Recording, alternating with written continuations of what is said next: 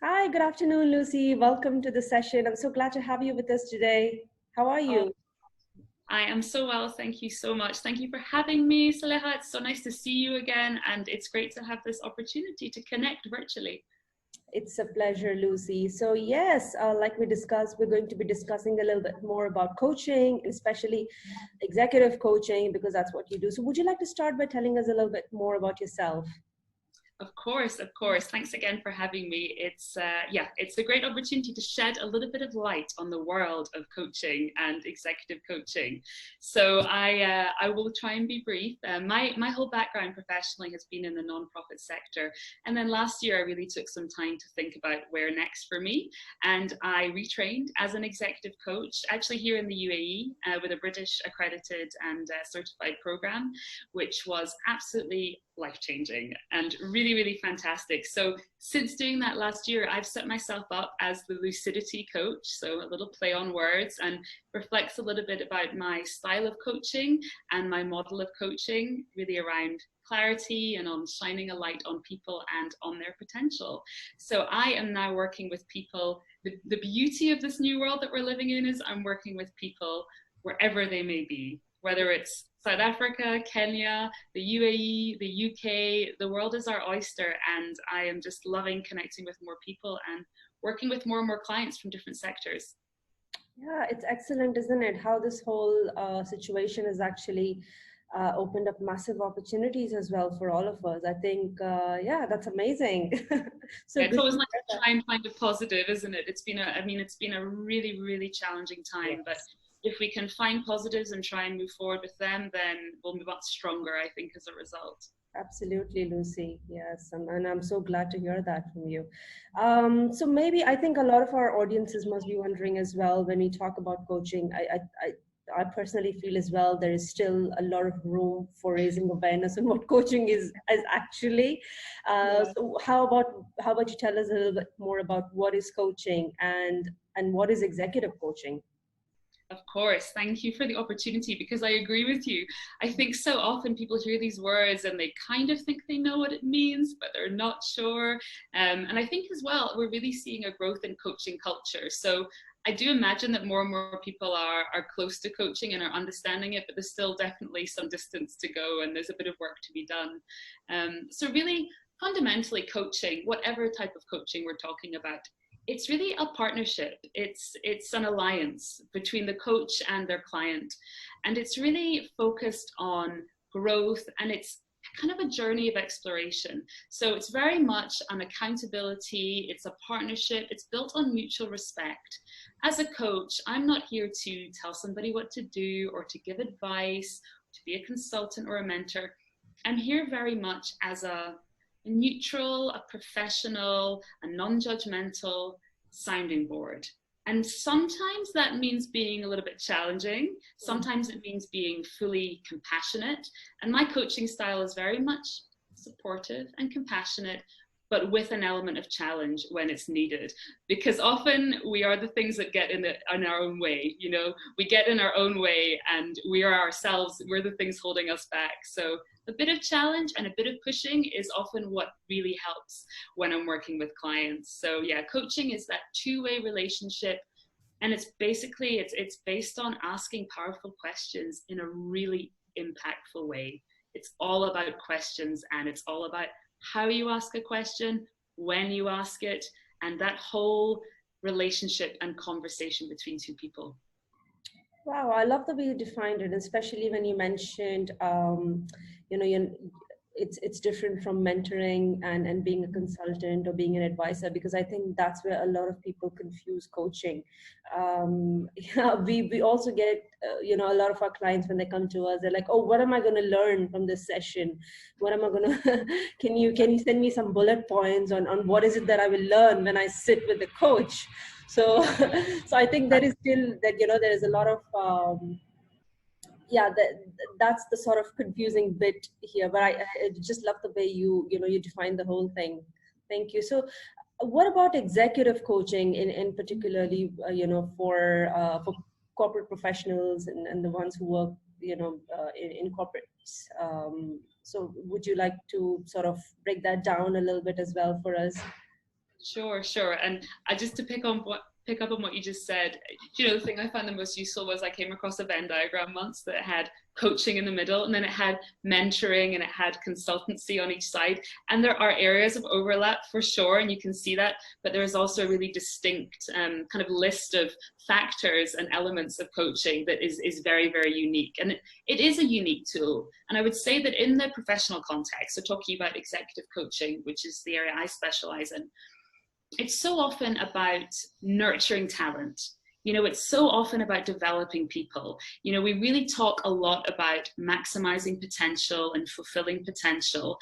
And these are buzzwords, and, they have meaning for a lot of people.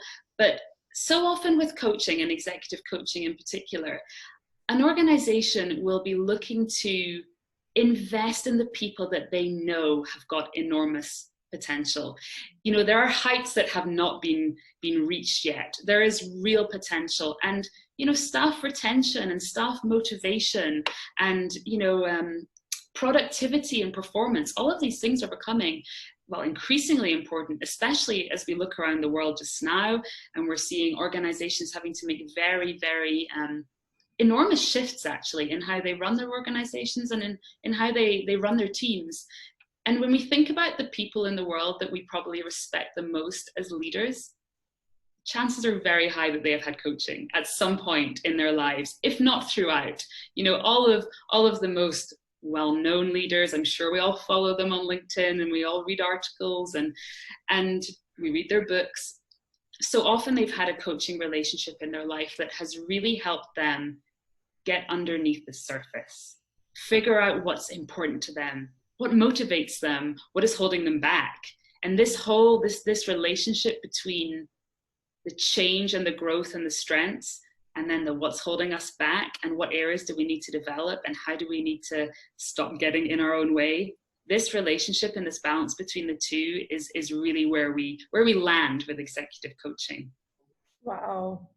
Yeah, I like that, you highlighted that most of the leaders whom we follow, I think they've all had relationship with coaching. And I so agree with that, because now that you said it, it didn't really strike me earlier, but now that you said it, I'm just thinking, oh, wow, all the ones that I actually take inspiration from, they all talk about coaching and, developing leaders and that whole thing so positively. And they've definitely had that impact. So yeah, excellent. Great. I'm also very curious to sort of understand more on, and I think we did touch upon this a little bit when you explained about executive coaching. So why should organizations invest in executive coaching for their employees or for their leaders? It's such a good question. And I think especially at a time like this, budgets are being tightened, investments are being analyzed even more than before. You really have to make a case for how you are spending your money as an organization today. And you know this as an expert in this area in the world of HR and development. I think what we can see when we take a step back just now and look around is the organizations whose leaders have really delivered during these past few months. We can see the people and the organizations that have actually been thriving or have been surviving, but in a way that has been empathetic and supportive to their teams. We've really seen who's come out as the heroes of this time. And I think the way that I would look at it is leadership has never been more important.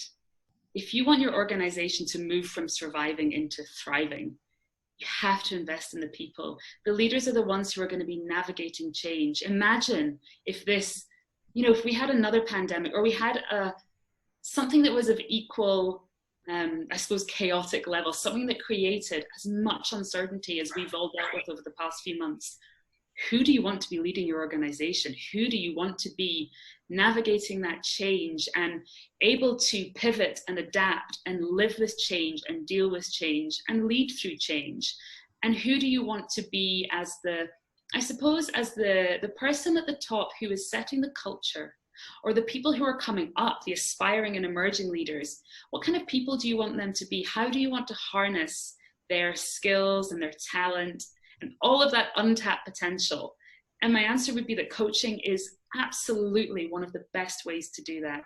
You know, get the best from your people, because the beauty of coaching is it taps into who each individual truly is, and then it uses that and it works with that to make sure that when they show up at work every day, they are being the best version of the manager, the leader, the director.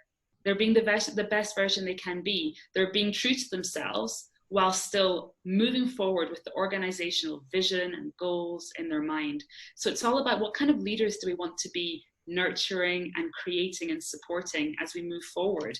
You know, it's 2020, we're halfway through the year. This is a really, really great time to be thinking about investing in leadership.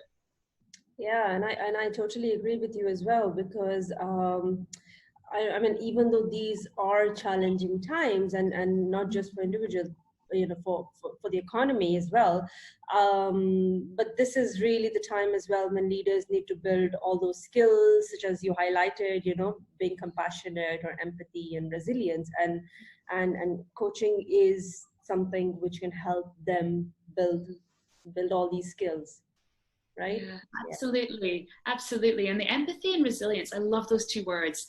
You know, you look around at any leader that you admire, once again, they've usually got empathy and resilience in bucket loads. You know, these two character traits, they are so often present in strong leaders, because a strong leader will be empathetic enough to know what the team needs and to work with the team. And actually, this empowerment that we do as coaches, it's amazing to see how it trickles down. Any person that I coach, they then go back into their own workplace with a much more empathetic, empowering, even coaching mindset, just as a byproduct of being part of the relationship as a client. And it's incredible to see this sort of this great snowball effect of the coaching and the type of conversations and the skills that it brings out. So give us an example of a client that you've recently coached. I'm thinking of a lady in particular. And it's funny because with coaching, I often think of the analogy of an iceberg. And I think it's really true with this one.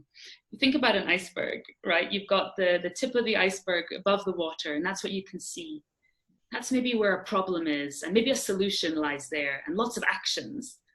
But once you go under the surface, there's so much more of the iceberg there. We've just seen the tip.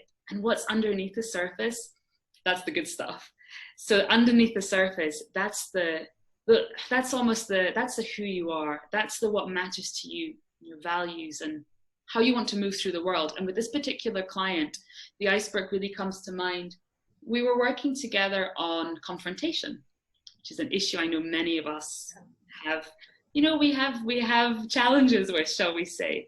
So she was particularly keen to develop strategies that would allow her to respond to confrontation in a way that she felt honored who she was, but that gave across the right impression, as well as being able to not freeze. It was really all about how can she be a stronger leader through dealing with confrontation in a better way, in a more empowered way.